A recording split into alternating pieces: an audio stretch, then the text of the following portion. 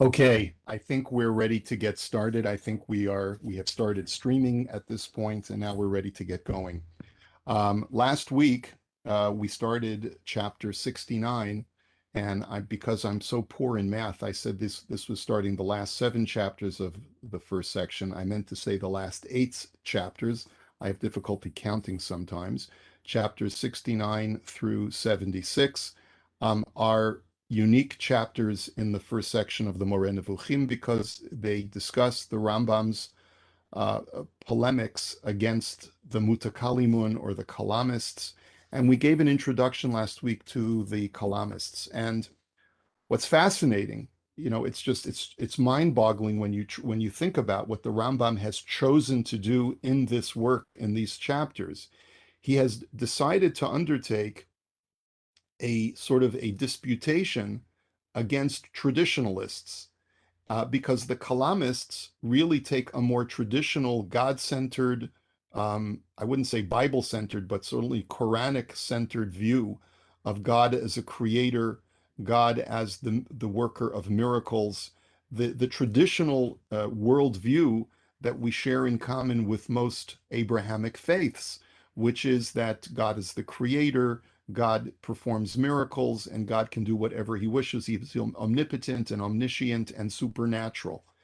And the Rambam finds himself in the position where, while he too is a traditionalist, but he's also an Aristotelian, and he's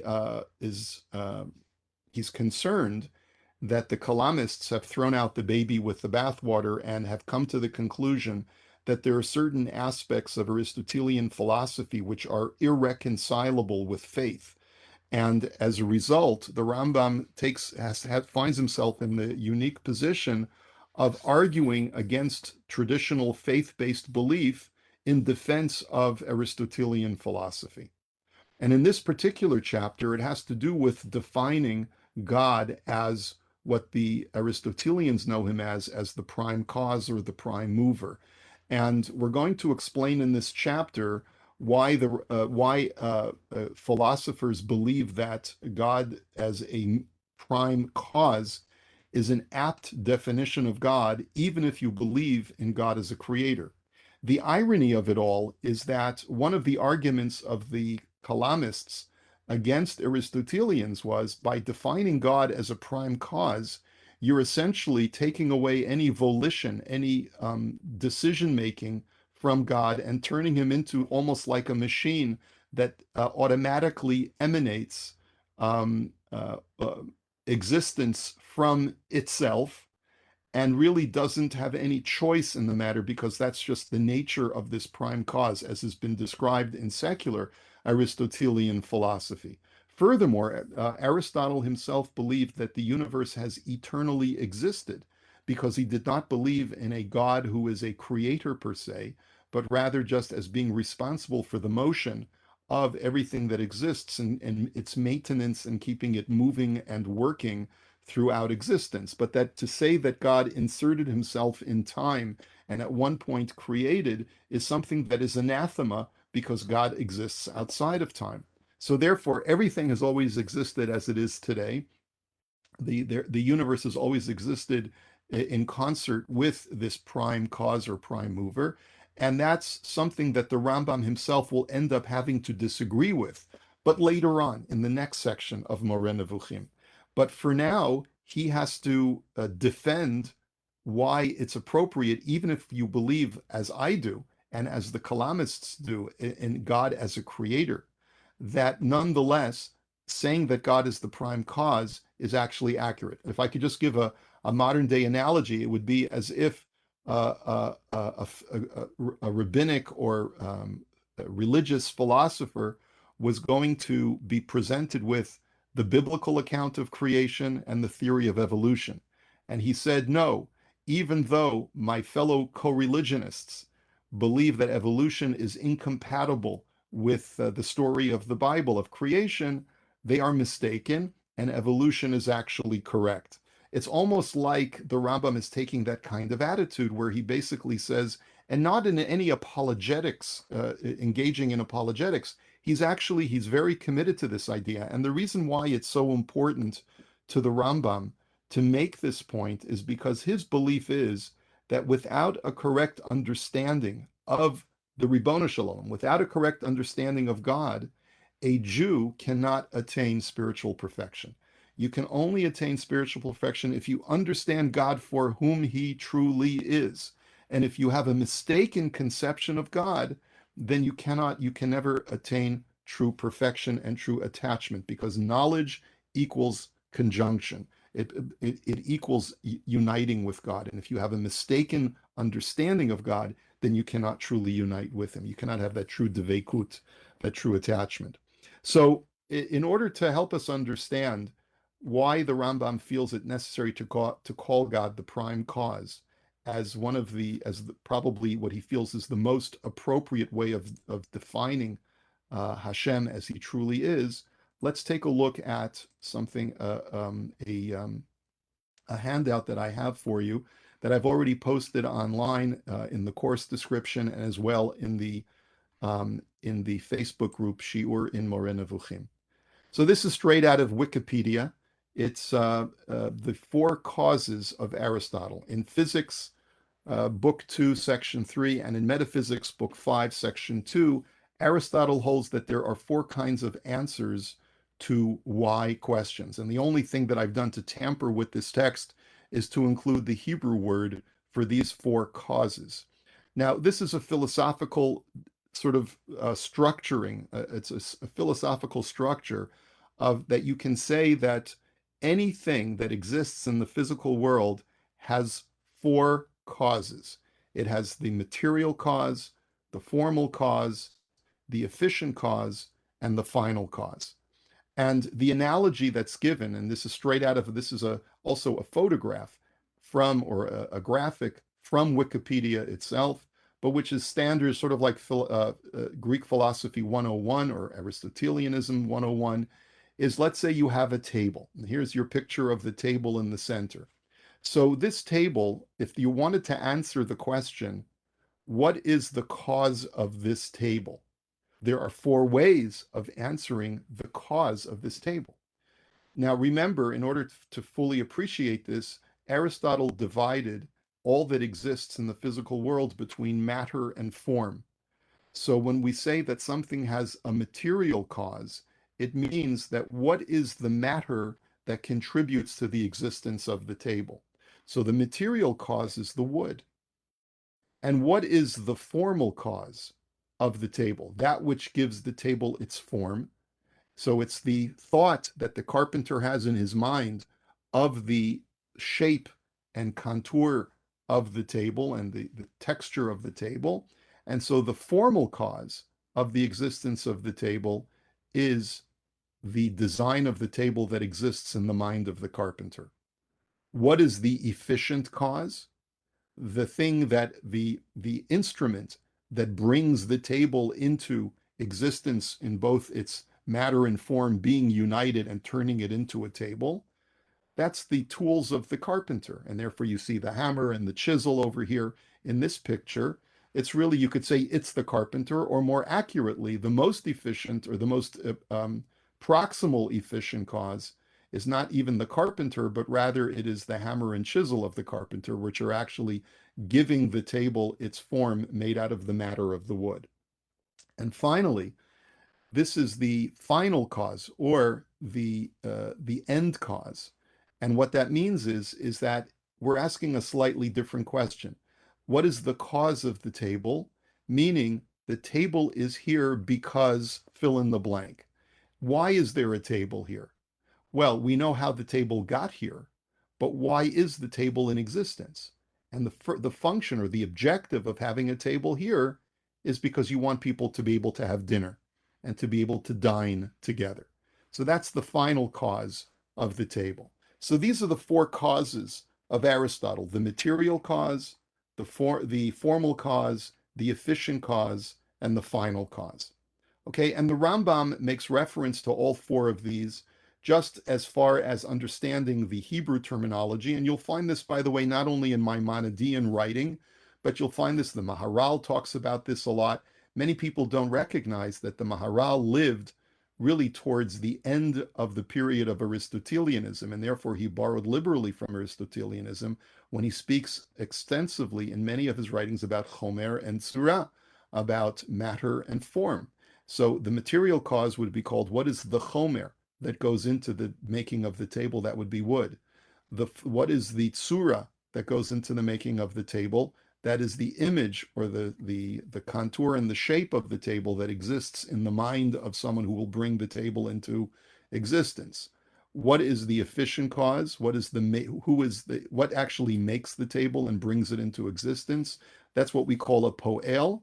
And finally, what is the objective of the table? That's what we call tachlit, or as we would say, tachlis, right? That's, brass tacks. What's the final objective? What's the tachlis of the existence of the table? Now, the Rambam addresses that in this chapter, 3 out of the 4 of these causes, and says that they all 3 out of these 4 causes all aptly apply to God. And so if we were to start on page 168, where he talks about the 4 different kinds of causes. He starts off with saying that God is the efficient cause of the existence of everything. And therefore, to say that God is the prime cause, right, to say that he is the Poel Rishon, right, and so that's, that is an accurate depiction of God. And that's what the Aristotelians mean when they say that God is the prime cause. They are defining God as the cause because they are using efficient cause and applying it to God. So, in one sense, is God the efficient cause of the existence of everything? Well, while it's true that God is not the most proximal efficient cause, because if we were to say, well, how did everything get here? Well, I got here because my parents gave birth to me. My thoughts got here because I was able to develop those thoughts and I was able to connect with what we talked about before, the active intellect, and get inspired by different ideas. And I was able to produce things through the work of my hands. But ultimately, if we go back, everything has a cause to it. And as the Rambam explains in this paragraph, the second paragraph of the page on page 168 in the Pines edition, that he uses Arabic letters, but basically he says the affected thing has a certain n as its efficient cause, and this efficient cause in its turn has an efficient cause, and this continues until the first mover is attained, who is in true reality the efficient cause of all of these intermediaries. For if the letter Aleph is moved by the letter Ba, or the letter A is moved by the letter B, and the latter is moved by the letter C, which is moved by the D, moved in turn by E, this process cannot go on endlessly. So if you go all the way back to a chain of causes, the ultimate efficient cause is God for bringing everything into existence. That's really the whole function of that paragraph. Now we go to the bottom paragraph on page 168, and he says, similarly, we find that God is also known as the formal cause, because God ultimately gives everything its form. Because even though you may say that a table has gained its form from the mind of the carpenter, where did the carpenter get his ideas from? Implanted ultimately from the thoughts of God. So he says, similarly, we find when attentively investigating the natural forms subject to generation and corruption, that they are inevitably preceded by another form that gives that particular matter the disposition required for the reception of that particular form. The second form is in its turn preceded by another form until we finally come to the ultimate form that is necessary for the existence of the intermediate forms, while the latter are the cause of the proximate form. In other words, yes, it's true, the carpenter is the one who has the idea of what the table is going to look like. But where did the carpenter get his ideas from? He got his ideas from his mentor, who gave him an apprenticeship and taught him how to think about tables. And then where did that mentor get his ideas from?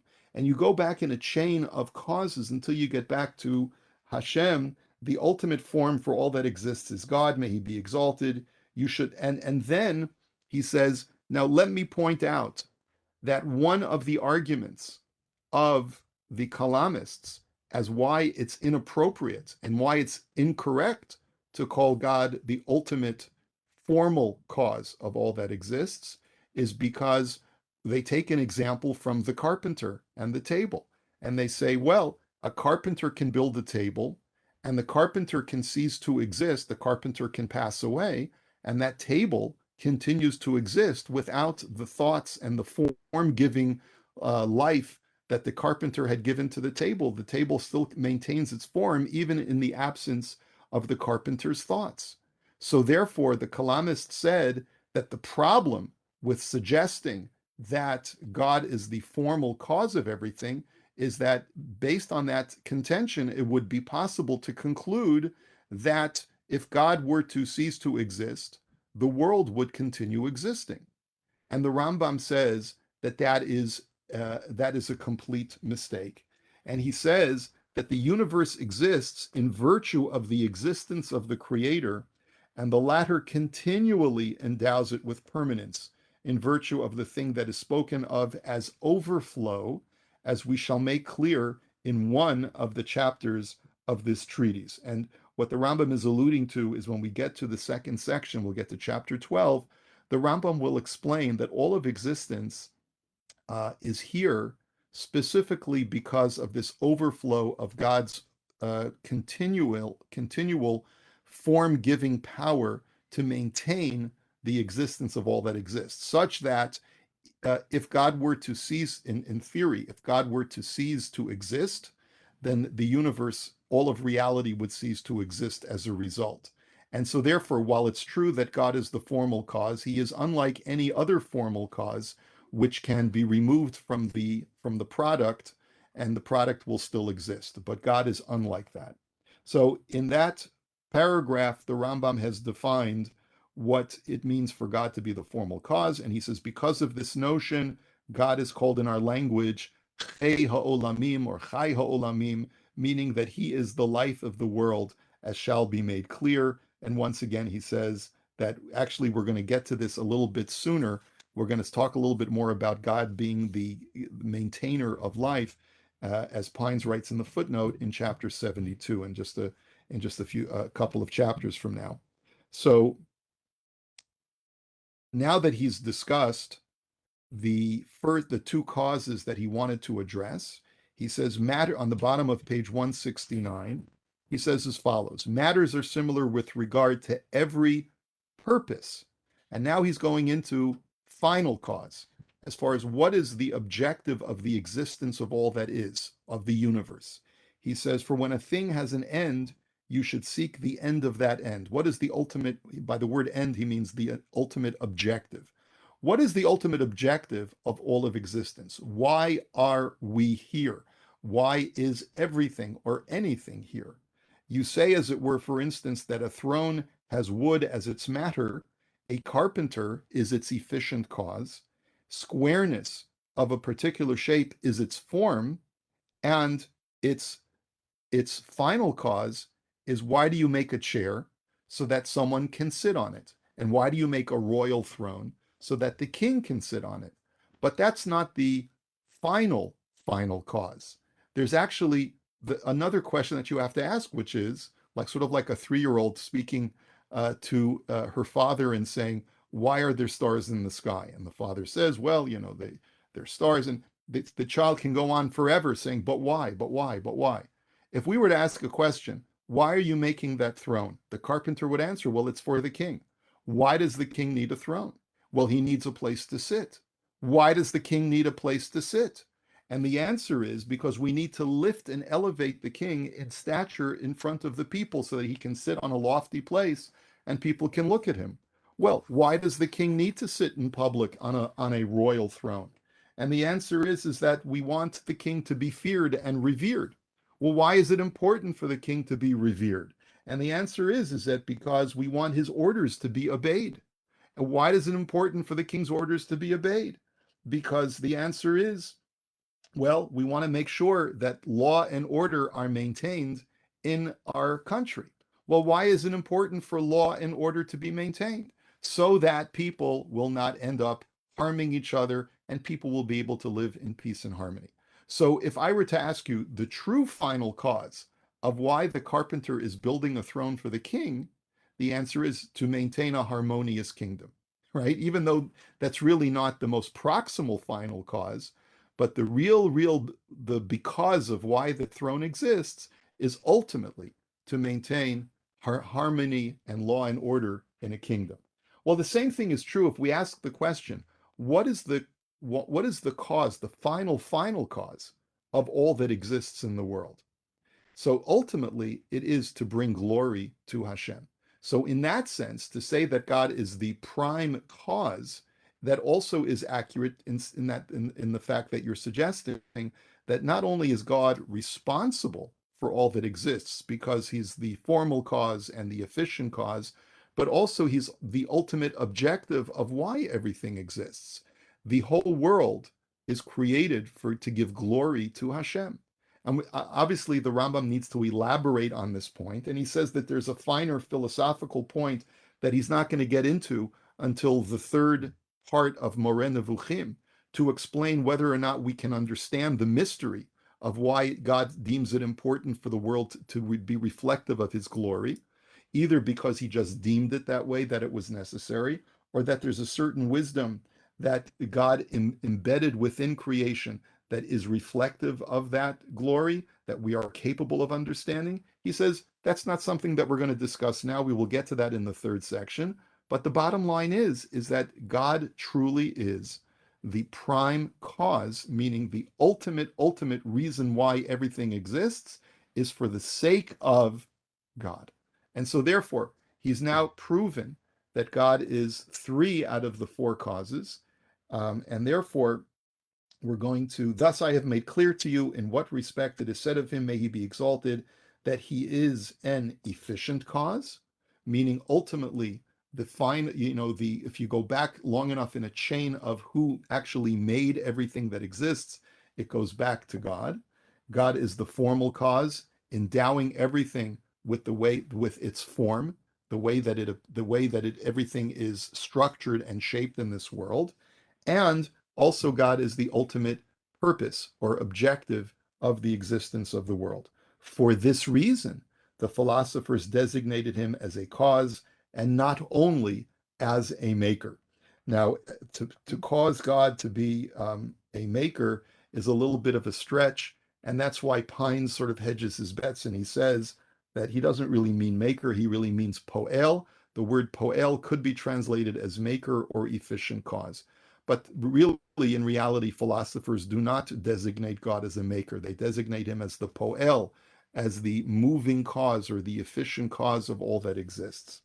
Know, however, that in some people from among the mutakalimun engaged in speculation, ignorance and presumption reached such a degree that finally they said that if the non-existence of the creator were assumed, the non-existence of the thing that the creator has brought into existence, they mean the world, would not follow necessarily. And again, this goes back to this idea. He says it does not necessarily follow that that which has been affected passes away when the maker has passed away after having affected it.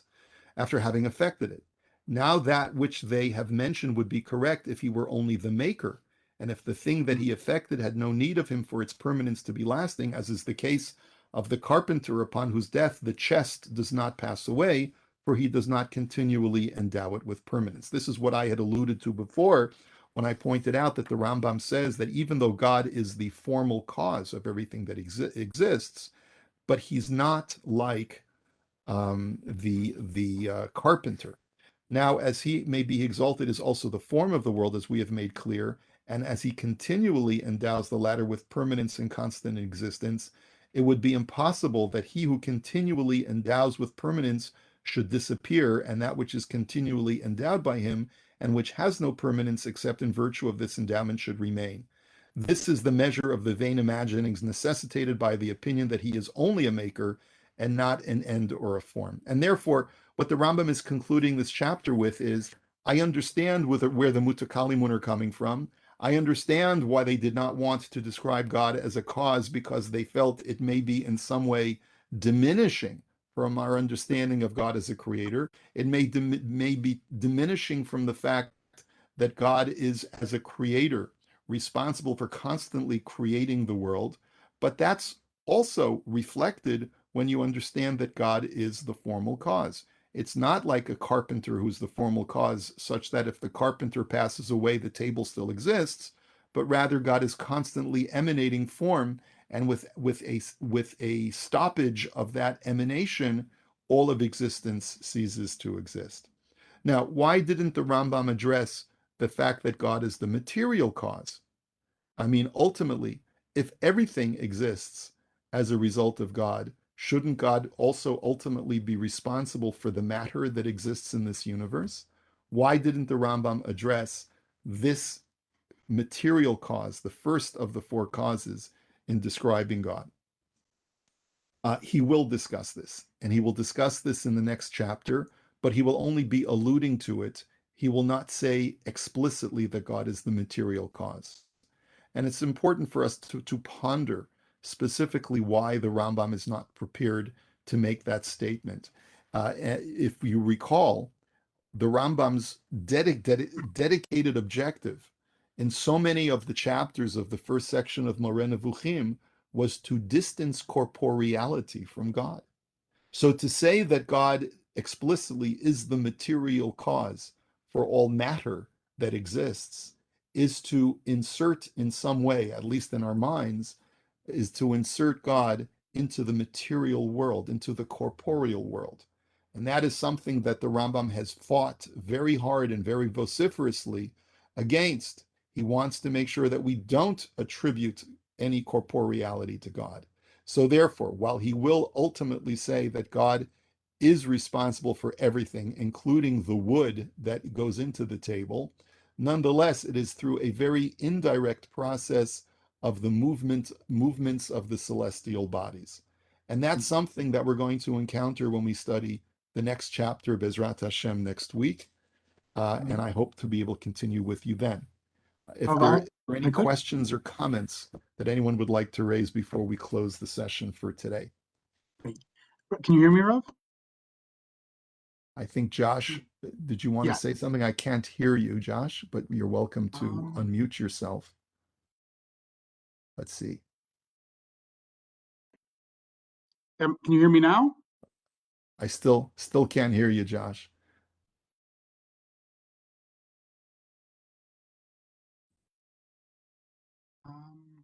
For some reason, we're not hearing you. What I would suggest that you do is perhaps send me your, let me just stop sharing the screen. And if you want to type your question, that might, okay. So if I'm understanding correctly, the idea of God constantly rebuilding our reality is because the Rambam requires a constant formal cause, but doesn't that negate any end cause, as the end cause last moment was destroyed when God recreates the world? Well, as it's a good point, Josh, but as the Rambam will explain, he does not subscribe to the belief of the Kalamists that God is constantly destroying and recreating. That's a Kalamist belief. The Rambam believes that there's a constant maintenance of existence, but not that what exists now is a new creation from what existed a second ago. It's the same existence, but it just needs to be maintained, just like the beating of a heart, right? It's the same heart. It's just that blood needs to continue flowing through it in order for it to continue beating. That's the way he will view the Ribono Shel Olam. And the Kalamists take a contrary belief to that, as we discussed last week, that everything that exists now did not exist a second ago, and it's a totally different new existence. Okay?